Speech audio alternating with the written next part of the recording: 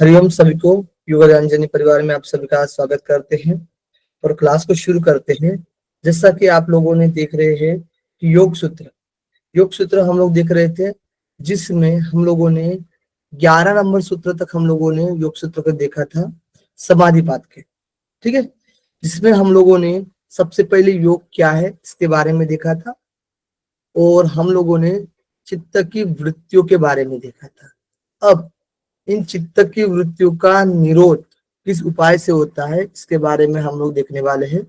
साथ ही साथ जो समाधि होती है, समाधि के बारे में हम लोग देखने वाले हैं।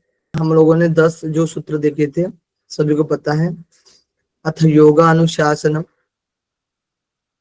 योगश्चित्त वृत्ति निरोधः, तदा द्रष्टुः सर्पेवस्थानम, वृत्ति सारूप्यमितरत्र, वृत्तयः पंचतयः क्लिष्टा अक्लिष्टाः, प्रमाण विपर्य विकल्प निद्रा स्मृतयः, प्रत्यक्षानुमानागमाः प्रमाणानि, विपर्ययो मिथ्या ज्ञानम अतद्रूप प्रतिष्ठम, शब्द ज्ञानानुपाति वस्तु शून्यो विकल्पः, अभाव प्रत्यालंबना वृत्तिर्निद्रा, अनुभूत विषया संप्रमोश स्मृति। इस तरीके से 11 नंबर सूत्र तक हम लोगों ने देखा था। ओके, बात कर लेते हैं। देखिए, तो आगे बढ़ते अभी हम लोग देखते हैं कि चित्त की वृत्तियों के निरोध के लिए क्या किया जाए, यानी अभ्यास के लिए बोला गया है। ठीक है, तो देखिए 12 नंबर में कहा जाता है, 12 नंबर सूत्र में सबसे पहले हम लोग क्या देखे थे, अभी योग के बारे में देखे थे, चित्त की वृत्तियों के बारे में देखे थे, बराबर है। अब इन चित्त की वृत्तियों का निरोध करने का जो उपाय बताए गए हैं वो 12 नंबर सूत्र में कहा गया है, अभ्यास और वैराग्य। अभ्यास और वैराग्य कहा गया है। ठीक है, तो कहते हैं 12 नंबर की अभ्यास वैराग्याभ्याम तन्निरोध, यानी कि उन चित्त की वृत्तियों का निरोध करने के लिए अभ्यास और वैराग्य बताया गया है। अब अभ्यास किसका करें, तो चित्त की वृत्तियों को निरोध करना है, तो चित्तों को क्या करना है बताइए, चित्तों को स्थिर करना पड़ेगा ना, चित्त को स्थिर करना पड़ेगा। अब चित्त को स्थिर करने के लिए जब चित्त स्थिर हो जाएगा तो जो वृत्तियां होगी वो अपने आप, जो चित्त की जो भी वृत्तियां रहेंगी वो अपने आप क्या होंगी, उनका निरोध हो जाएगा। तो चित्त को स्थिर करने के लिए क्या करते हैं हम, किसी पर्टिकुलर ध्येय विषय में क्या करते हैं हम लोग, ध्यान लगाते हैं। जब किसी पर्टिकुलर ध्येय वस्तु पर ध्यान लगाएंगे, कोई भी किसी एक पर्टिकुलर ऑब्जेक्ट रखेंगे, जैसे कि ईश्वर हो सकता है हमारा, ठीक है, जैसे कि आपका इष्ट देवता हो सकते हैं, देवता हो सकते हैं, ठीक है, ईश्वर हो सकता है, इष्ट देवता हो सकता है, ज्योति हो सकती है, ठीक है। ऐसी कोई चीज जो आप सर्वोपरि मानते हो, जो राग रहित है ना, ये हो सकता है।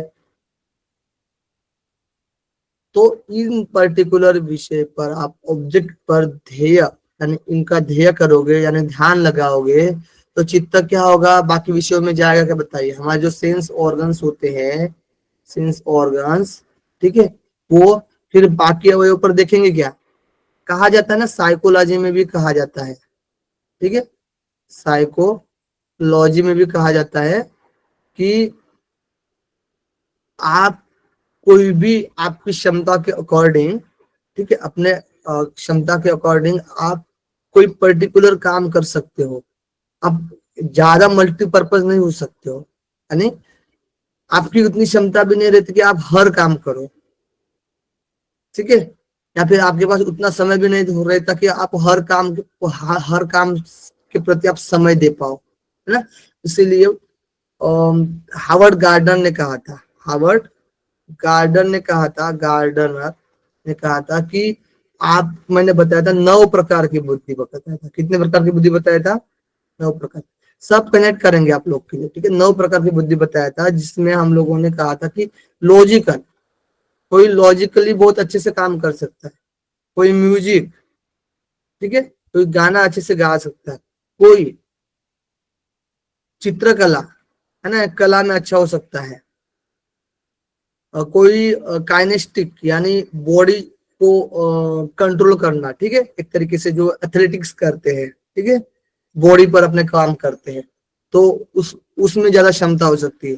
यानी कोई एक गुण, क्वालिटी एक अच्छी हो सकती है, ठीक है, एक विशेषता अच्छी हो सकती है। बाकी जितने भी क्वालिटी रहते हैं एक ही व्यक्ति में देखने में नहीं आ सकते, तो अलग अलग व्यक्ति में देखने में आ सकते, देखने में आ सकते ना, बताइए आया ना, ठीक है। इसी तरीके से हम सभी चीजों पर फोकस नहीं कर सकते। एक तो मैथ में वीक होता है ना, हम लोग कभी मैथ में वीक रहते हैं तो साइंस में अच्छे रहते हैं, है ना। कोई चित्रकला करने में अच्छा होता है, किसी का मन वही आर्ट में अच्छा होता है ना, किसी को योग पढ़ने में अच्छा लगता तो किसी को इतिहास पढ़ने में अच्छा लगता है नहीं। यानी कि ऐसी कोई ध्येय पदार्थ आप चुनिए, ठीक है, कोई एक पर्टिकुलर चीज होनी चाहिए, एक पर्टिकुलर चीज, इस तरीके से नहीं बोल रहा मैं, एक पर्टिकुलर चीज होनी चाहिए जिस पर हमारा ध्यान रहेगा, फोकस रहेगा, तो उसके हम विशेषज्ञ बन सकते हैं, है या नहीं। मैथ को पकड़ोगे तो मैथ के विशेषज्ञ बन सकते हो, आप मैथ टीचर बन सकते हो। वैसे समझिए ईश्वर को पकड़ेंगे आप, ईश्वर पर ही ध्यान रखेंगे, ध्येय ईश्वर को मानेंगे और उसी पर ध्यान करेंगे, तो तन मन में क्या रहेगा, हमारे ईश्वर ही रहेगा, बाकी दूसरे विषय कुछ विषय नहीं आएंगे। एकमात्र ईश्वर का ही प्रतीक आपके सामने रहेगा, है ना, और पूरा फोकस क्या रहेगा, ईश्वर के प्रति, और ईश्वर के प्रति आप सब कुछ जान सकते हो।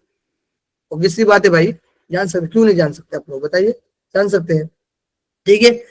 तो बाकी विषय नहीं आ पाएंगे, चित्त बाकी विषयों की तरफ नहीं जा सकता है। इट मीन्स कि ऐसी कोई चीज, ऐसी कोई वस्तु, ऐसी कोई पदार्थ, ऐसा कोई ऑब्जेक्ट, उस पर हम क्या करेंगे, चित्त को स्थिर रखेंगे। इसके वजह से जो वृत्तियां रहेंगी बाकी क्या होंगी, बाकी विषयों में गौण हो जाएंगी। राइट, क्लियर, समझ में आ रहा है ज्योत्सना जी? ओके जी सर। तो इसमें तो अब चित्त स्थिर करने के लिए अब किस क्या क्या बताया गया है हमारे समाधि पाद में। अब क्वेश्चन आता है, सर तो आपने ईश्वर बताया, इष्ट देवता बताया, ज्योति बताया, राग रेत, ऐसे पदार्थ बताई, अब बताए ना एग्जैक्टली योग सूत्र में क्या बताया गया है, ऐसा पूछो ना, पूछिए आप, ऐसा क्वेश्चन आ सकता है ना आपको? आ सकता है सर, आने की संभावना लगती है। आने की संभावना बनती है, ठीक है। तो मैं बता देता हूं आपको, दिखाई देता हूं ना आप लोग को। 32 से लेकर 32 से लेकर 39 तक जो बताया गया है उसमें बोला गया है कि चित्त को क्या करना है, चित्त को एकाग्र करना है, जिसके वजह से क्या होता है, वृत्तियां निरोध होती है। चित्त क्या होता है, वृत्तियां निरोध होती है। चित्त क्या होता है, चित्त शुद्ध होता है, चित्त शुद्ध होता है। चित्त क्या होता है, चित्त स्थिर होता है। Okay, clear. तो 32 से 39 नंबर, यानी देखिए 32 में क्या बोला गया है, तत्प्रतिषेधार्थ, यानी उनको दूर करने के लिए एक तत्व का अभ्यास करना चाहिए, एक तत्व का अभ्यास भी बोला गया है, ठीक है। बाकी आगे पढ़ेंगे हम लोग जो विघ्न आने वाले हैं, तो वही विघ्न की बात है भाई। जो विघ्न भी तो क्या है, वृत्तियां ही ना, एक तरीके से जो वृत्तियों के द्वारा जो हम लोग उस विघ्न में पड़े हुए हो, तो उनको भी दूर करना है। तो एक तत्व, कोई भी एक तत्व का क्या करना है, अभ्यास करने के लिए बोला गया है। सेम प्रोसेस अब अलग है यहाँ पर। 33 में बताया गया कि मैत्री करुणा मुदितोपेक्षा, इस तरीके से भावना रखेंगे, भावना, एक तत्व भावना, ध्यान रखना मैं जो जो बोल रहा हूँ। फिर पश्चधर्म विधान से, यानी पश्चधर्म विधान, यानी बारंबार बाहर वायु को निकालते हैं और बाहर निकाल कर रोकना, यानी बाह्य कुंभक 3, बाह्य कुंभक, कुंभक, ठीक है। फिर बताया गया कि विषय वाली प्रवृत्ति, यानी प्रवृत्ति उत्पन्न होकर, बताया गया कि विषय वाली जो प्रवृत्ति उत्पन्न होकर वह भी मन की स्थिति बंधनी, यानी स्थिति को बांधने वाली होती है, यानी मन की स्थिति को बांधने वाली होती है। तो विषयवती व प्रवृत्ति उत्पन्न, ठीक है। विशो का व ज्योतिषमती, तो विशो का व ज्योतिषमती यानी इसके सिवा, यानी विशोक रहित, शोक रहित, जो शोक रहित है यानी विशो का, शोक रहित, शोक रहित ज्योतिषमती पर, ज्योति पर, ज्योतिषमती पर। इससे भी क्या होता है, चित्त स्थिर हो जाता है। ठीक है। वितराग यानी जिसके राग रहित हो गए हैं, राग रहित हो गए, राग रहित, वितराग, राग। फिर बताया गया स्वप्न निद्रा ज्ञानालंबनम, यानी स्वप्न और निद्रा के ज्ञान का अवलंबन करने वाली चित्त, स्वप्न और निद्रा के ज्ञान का अवलंबन करने वाली जो वृत्ति होती है, चित्त जो होता है, वो भी क्या होता है, स्थिर होता है। तो स्वप्न और ज्ञान का अवलंबन करने वाली,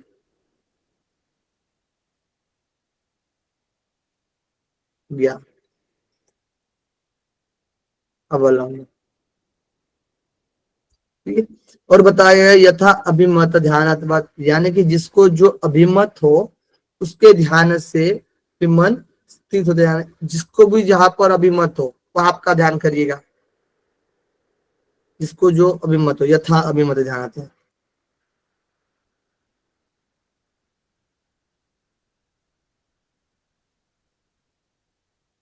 ठीक है। ध्यान रखिएगा, मुझे बताओगे आप कौन सा अभ्यास करने की बात की गई थी?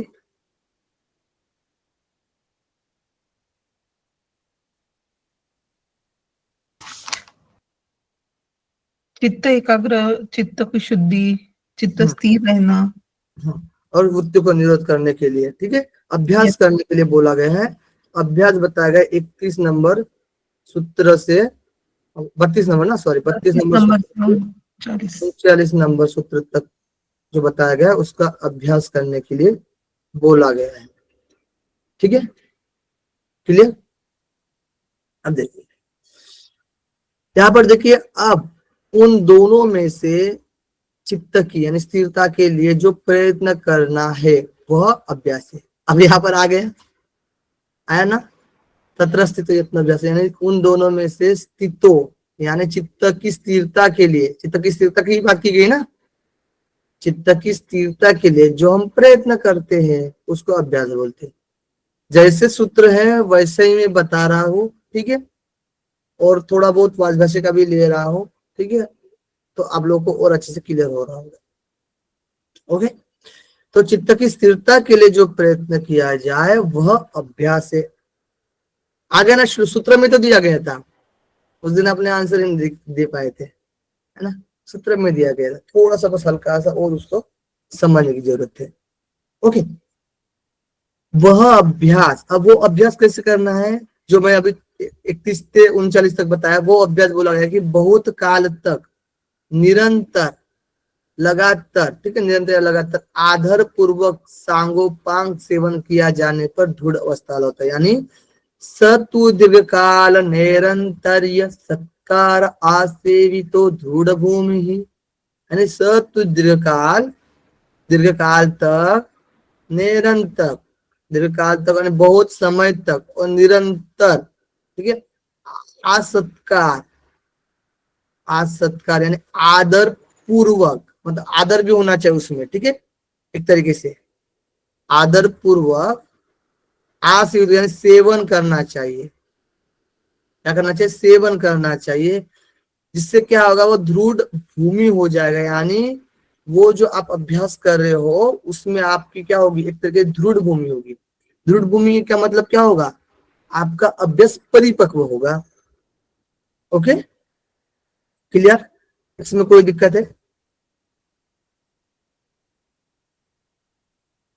आगे बढ़ सकते हैं हम लोग। ओके, रूबी जी, विद्या जी, आरती जी, ज्योत्सना जी, आगे देखिए, आगे देखिए। अब अभ्यास के बारे में समझ में आया? जिसको भी नहीं समझ में आया बता दीजिए। अभ्यास के बारे में समझ में आया आप लोगों को? पहला, बहुत अच्छे से। ओके। अब नंबर 2 है जो चित्त की वृत्ति को निरोध करता है ना। अब नंबर 2 क्या है? तो वैराग्य है। क्या है? वैराग्य। अब इसमें 2 शब्द है, राग और वैराग्य। राग का मतलब क्या होता है? बताइए। आसक्ति क्या होता है? किसी से आसक्ति, आसक्ति होती है, ठीक है। सुख देने वाले चीजों के प्रति आसक्ति। सुखानुशयी राग, सुखानुशयी राग, ये बताइए कौन से सपाद में कौन सा नंबर सूत्र बताया गया है? साधन पाठ में सर। साधन पाद में बताइए। कौन कौन सा सर, कौन सा? सुखानुशयी राग, 7 नंबर सर। 7। ठीक है, सातवा है, ठीक है। चलिए बहुत बढ़िया, सातवां ही है। सातवां है। चेक कर लिया ना? जी जी जी सर, जी सातवां है। जी। हम नहीं चेक करेंगे, फुल विश्वास है आपके प्रति, ठीक है। तो दूसरे का सातवां जो सुखानुशयी राग है। अब यानी जहां जहां आपको सुख मिलता है वहां क्या होता है? हमारा राग होता है।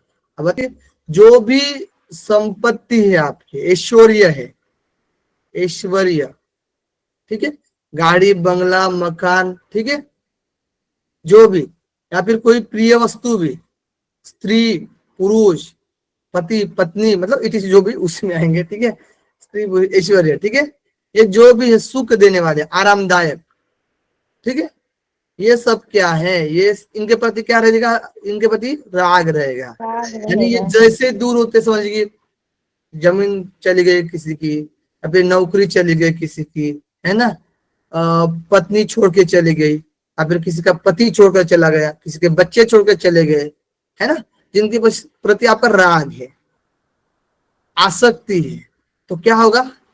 दुख होगा। लेकिन वो पास में रहेंगे तो क्या होगा? सुख देने वाले, तो उनके प्रति क्या रहेगा? आसक्ति रहेगी उनके प्रति। जब वो रहेंगे तो सॉरी रहेंगे तो उनके प्रति आसक्ति रहेगी। जब वो जाएंगे तो क्या होगा? द्वेष होगा। द्वेष हो जाएगा। दुखानुशयी द्वेष। तो जो आपको सुख दे रही है चीजें, उनके प्रति क्या है? आसक्ति है। तो आसक्ति को ही दूर करना है। यानी इन जो भौतिक वस्तु है, जो ऐशो आराम की जो चीजें बताई गई है, उससे क्या होना है? दूर होना है। क्या होना है? दूर होना है। दूर कौन करता है? वैराग्य, यानी राग नहीं होना उसमें, सिंपल बात है।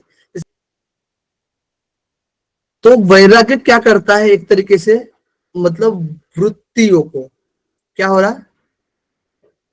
वृत्तियां, हमारी जो वृत्तियां हैं 5 प्रकार की है, प्रमाण विपर्य विकल्प निद्रा स्मृति, ठीक है।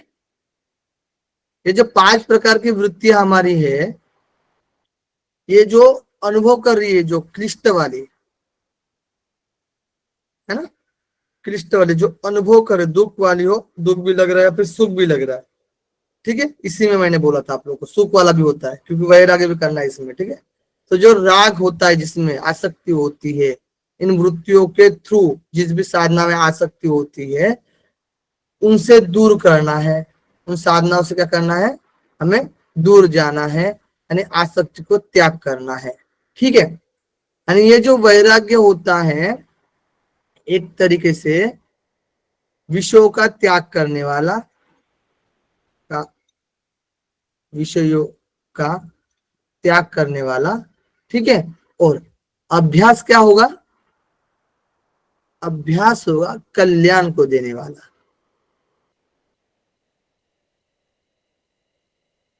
ओके। यानी अभ्यास और वैराग्य के द्वारा, यानी वैराग्य के द्वारा जब विषयों का त्याग करते हैं और चित्त को हम क्या करते हैं? किसी पर्टिकुलर विषय में स्थिर करते हैं, तो कल्याण देता है।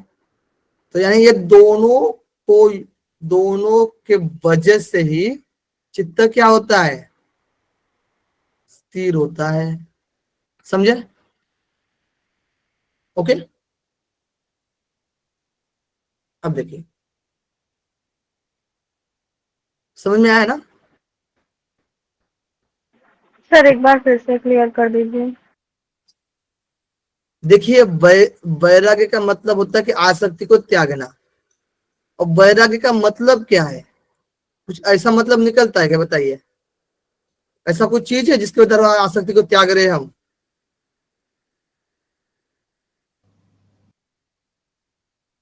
राग को दूर करना, चीज तो एक ही है।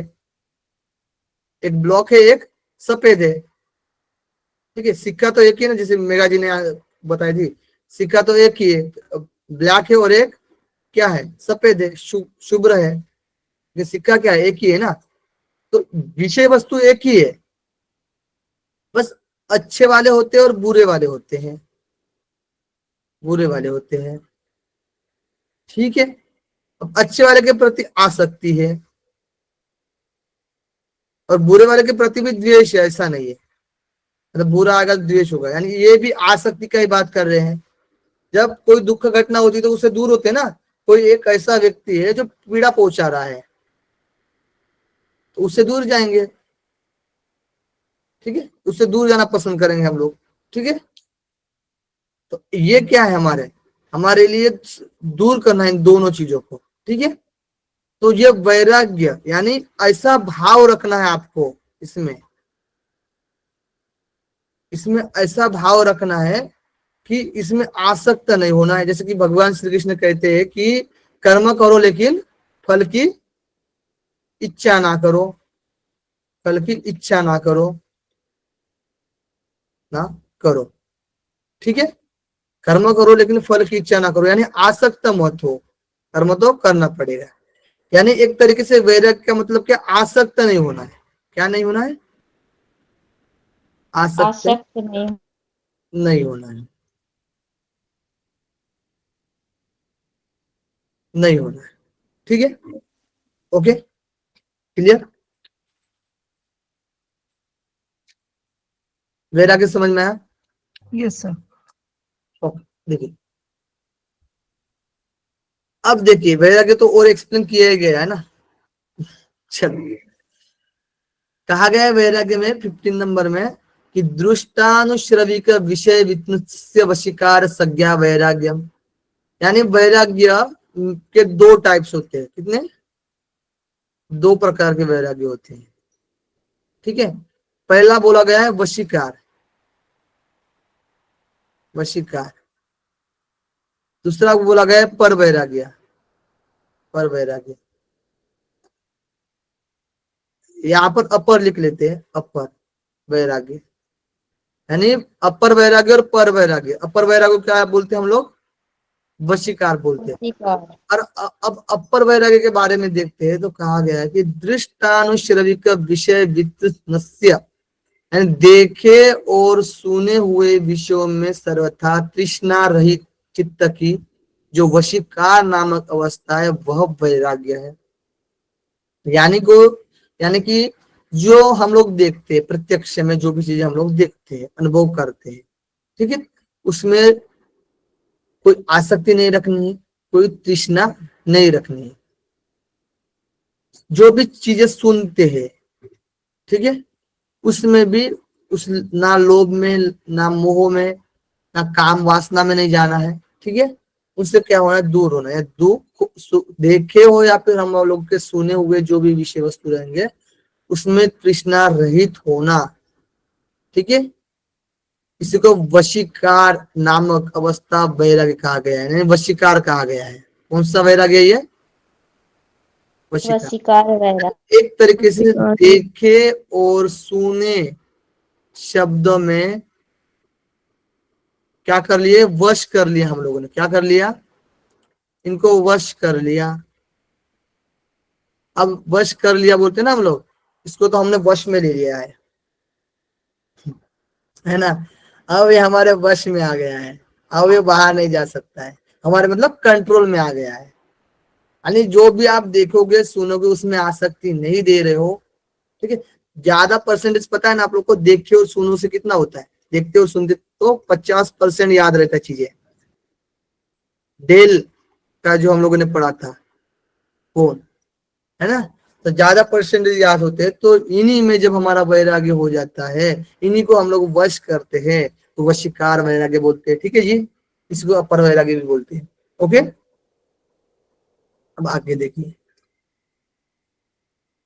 आगे देखिए, तत्परम पुरुषो ख्यातिर गुण वेतृष्ण्यम, तत्परम पुरुष ख्यातिर गुण वेतृष्ण्यम, यानी कि पुरुष ख्याते, पुरुष के ज्ञान से और जो प्रकृति के गुणों में तृष्णा का सर्वदा अभाव हो जाना, वह अपर वैराग्य है। अब पर वैराग्य के लिए बोला क्या गया है, इसमें क्या बोलेंगे हम लोग, इसमें तो देखे और सुने हो गए, देखे और सुने। अब इसमें भी क्या लिखेंगे हम लोग, इसमें देखेंगे पुरुष और प्रकृति। प्रकृति।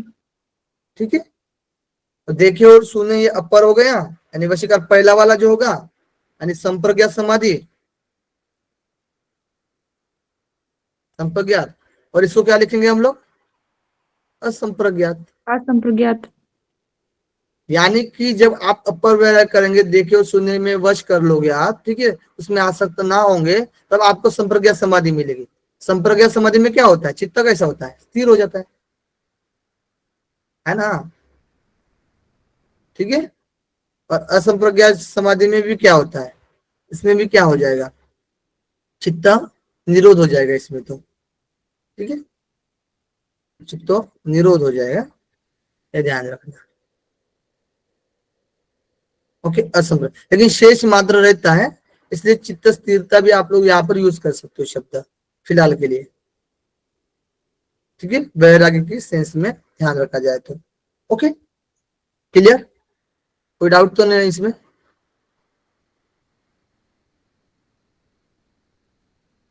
लिखने के लिए जगह कम पड़ रही है हम लोग को।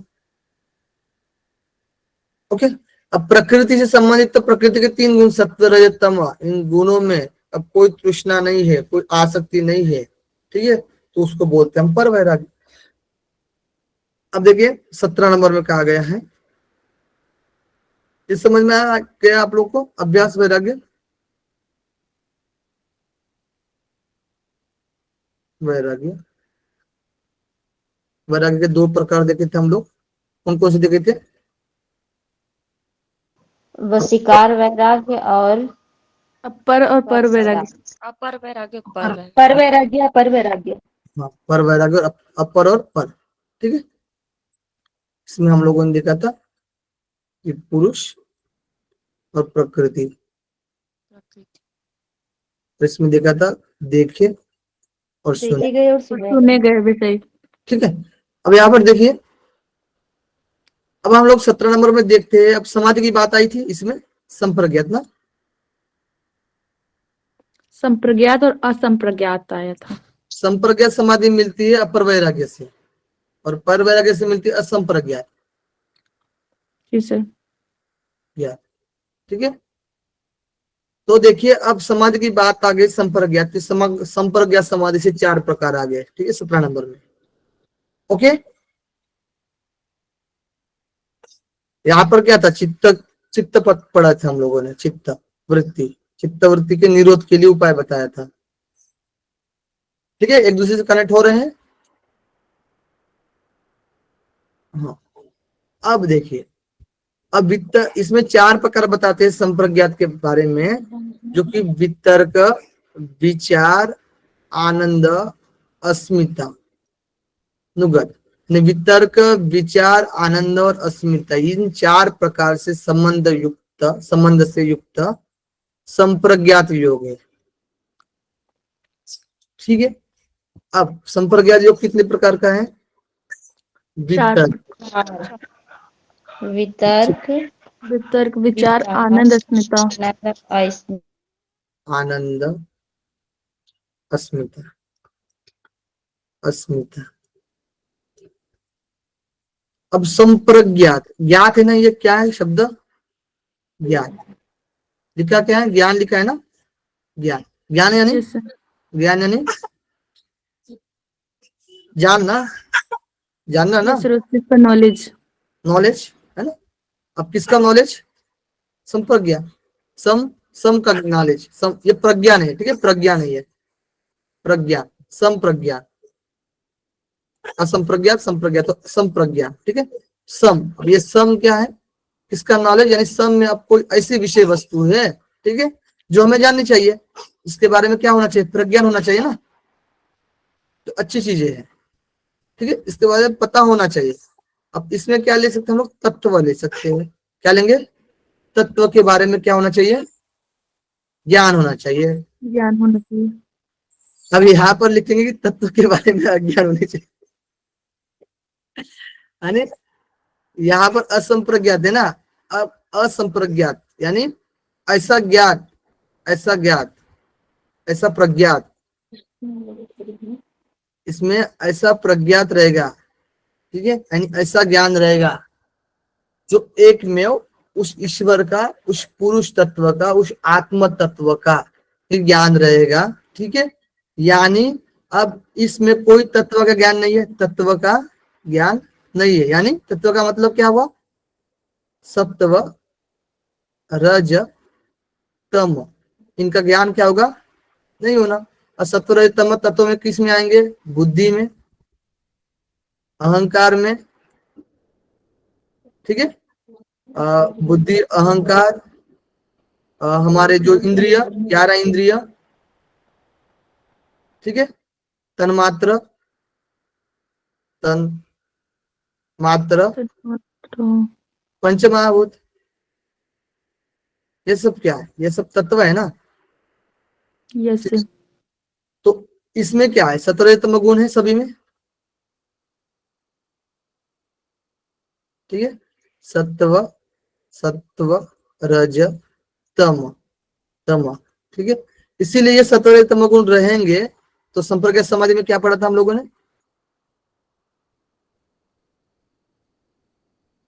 पढ़ा क्या था हम लोगों ने, कौन सी भूमि थी संप्रज्ञात समाधि की,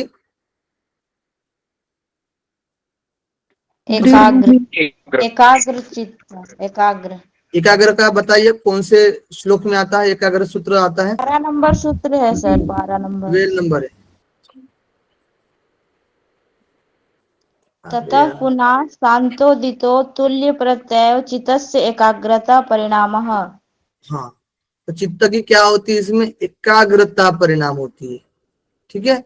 चित्त की क्या होती है, एकाग्रता परिणाम होती है, यानी चित्त क्या होगा, इसमें एकाग्र होगा। चित्त क्या होगा, एकाग्र, पूरा घुमा देंगे अभी आप लोग को, ठीक है। चित्त क्या होगा, एकाग्र होगा। अब चित्त एकाग्र किससे हो रहा है, अपर वशीकार, अपर से या वशीकार से हो रहा है या नहीं हो रहा है, वशीकार,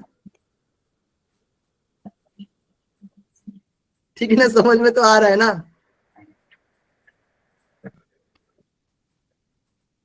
अनामिका जी रो रही आरती, क्या हुआ, ठीक है, मैं कंसेप्ट क्लियर कर रहा हूँ आप लोग का। सर थोड़ा थोड़ा आ रहा है।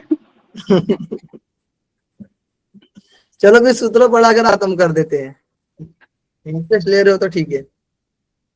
नहीं सर, डीप में पढ़ा दीजिए। सर बता दीजिए और थोड़ा। हाँ बता। सर हाँ एक्सप्लेन कर दीजिए सर और अच्छे से। नहीं सर, कॉम्प्रिहेंसिवली कोशिश तो कर रहे हैं सर समझने की। समझ सर में तो चीजें आए अच्छे से कनेक्ट हो रही हैं सर इससे। ठीक है। तो वशीकार से क्या हो रहा है, चित्त एकाग्र हो रहा है हमारे। क्या था सूत्र, बताइए एक बार, सूत्र बताइए। दृष्टानुश्रविक विषय तृष्णा वशीकार संज्ञा। अपन यहाँ देखे और सुने हुए वस्तु में तृष्णा रख रहे हैं, ठीक है। अब बाहर की विषय नहीं आ रही है तो हमारा चित्त क्या होगा, चित्त एकाग्र होगा। चित्त एकाग्र होगा यानी वशीकार हो रहा है चित्त, ठीक है, एकाग्र हो रहा है यानी वशीकार हो रहा है। तो क्या होगा, संप्रज्ञात समाधि होगी। संप्रज्ञात समाधि यानी इसमें हमारे जो तत्व होते हैं, ठीक है, इन सब का क्या होगा, हमें नॉलेज होगा, यानी एक तरीके से, ठीक है, इन तत्वों का हमें इस समय नॉलेज रहता है, यानी तत्व के प्रति हम लोग एक तरीके से अवेयर रहते हैं, ठीक है। अब ये जो तत्व होते हैं ना, ये जो बाकी और तत्व इसमें पुरुष भी बताया गया है, तो ये जो तत्व होते हैं ना, वो 4 प्रकार में डिवाइड किया गया है, याद रखने के लिए। तो इसमें 4 नाम आते हैं, वितर्क, विचार, आनंद, अस्मिता। और क्लियर होगा, रुकिए थोड़ा सा, अस्मिता, है ना। अब इसको कैसे डिवाइड किया गया है, तो वितर्क समाधि यानी वितर्क में ऐसे चीजों का ज्ञान होता है। कैसी चीजों का ज्ञान होता है इन तत्वों में से। विचार में क्या आएंगे, मात्रा, तन्मात्रा, मात्रा, सूक्ष्म। आनंद में क्या आएगा, आनंद में किसकी जिज्ञासा रहती है, इंद्रियों का साक्षात्कार। इंद्रियों का ही साक्षात्कार रहता है, इंद्रियों का साक्षात्कार रहता है। अस्मिता में जीवात्मा। आत्मा जीवात्मा आत्मा का अच्छा जीवात्मा का साक्षात्कार होता है। ठीक है, यस सर। बाकी विषयों से जो भी देखे होंगे सुने होंगे उस चीजों से हम परे जाते हैं, और जो मेनली जो तत्व जानने लायक होते हैं उस पर हमारा जो चित्त होता है वो स्थिर होता है, जिसके वजह से वितर्क समाधि स्टार्टिंग में होती है अपर वैराग्य से, जिसमें हम स्थूलभूत अनुभव करते हैं। धीरे धीरे इसका अभ्यास बढ़ता जाएगा, तो बोला गया दीर्घकाल अभ्यास करना, दीर्घकाल है ना, अभ्यास बढ़ता जाता है तो विचार आता है, विचार समाधि आती है जिसमें तन मात्रा का अनुभव होता है, खुद से मतलब नहीं होता है, सूक्ष्म विषयों पर ध्यान जाता है हमारा। फिर धीरे धीरे और अभ्यास बढ़ता है हमारा, आनंद आनंद ऐसी स्थिति आती है इसमें इंद्रियों का साक्षात्कार होता है। चौथी ऐसी स्थिति होती है जिसमें जीवात्मा का साक्षात्कार होता है, इसको अस्मिता समाधि बोला गया है। ठीक है, इन सबको छोड़ते हम लोग, जैसे कि ये हुआ सबीज समाधि, क्या होंगे नाम देंगे हम इसको, क्या बोलेंगे सबीज समाधि, क्योंकि सब बीज है इसमें, क्या है ये चारों बीज है ना, ये तत्व है ना, तत्व ये है, तत्व जिसमें है वो बीज है। अब आपके चावल के दाने हो, गेहूं के ऐसे पकड़ लीजिए ना, जो धान होता है वो समझ लीजिए क्या एक तरह के बीज है, उससे क्या होगा चावल लगेंगे ना, पौधा Yes, होगा। sir. ठीक है, अब निर्बीज बोलेंगे तो भाई एक तो बीज ही नहीं है, ठीक है, यानी अब पौधा उगेगा ही नहीं, यानी वो क्या होगा तदा दृष्टु स्वरूप अवस्थानम, वो पुनः संसार में आएगा क्या, नहीं आएगा। ठीक है, स्थित हो जाएगा। तो इस स्थिति में क्या हो रहा है, इस स्थिति में हमारे पुरुष ज्ञान हो रहा है, यानी आत्मा का क्या हो रहा है, यहाँ पर लिख सकते हैं, तो आत्मा का ज्ञान होता है अपर वैराग्य में, सॉरी पर वैराग्य में आत्मा का साक्षात्कार होता है, बस पर वैराग्य रहेगा। अब इसमें कोई मतलब आसक्ति नहीं, समझ लीजिए। ठीक है, इसमें आत्मा का क्या होगा साक्षात्कार होगा एक तरीके से। ठीक है, और तीनों गुणों पर क्या हो जाएगा विजय प्राप्त हो जाएगा, यानी इस ये जो भूमि रहेगी इस भूमि को हम लोग दे सकते हैं निरुद्ध अवस्था। निरुद्ध अवस्था कौन सी भूमि है, निरुद्ध अवस्था। ठीक है, निरोध अवस्था। निरुद्ध भूमि, निरुद्ध भूमि। ठीक है, क्या बोलेंगे हम लोग इसी को निरुद्ध भूमि बोलेंगे। इसमें चित्त की वृत्तियां क्या होती है साम्यावस्था में आती है, अवस्था में आती है। चित्त की वृत्तियां क्या होती है निरोध हो जाती है, निरोध हो जाती है। निरोध हो जाती है, यानी सत्वर तम क्या होंगे गौण हो जाएंगे। क्या होंगे गौण हो गौण जाएंगे। हो जाएंगे। ओके।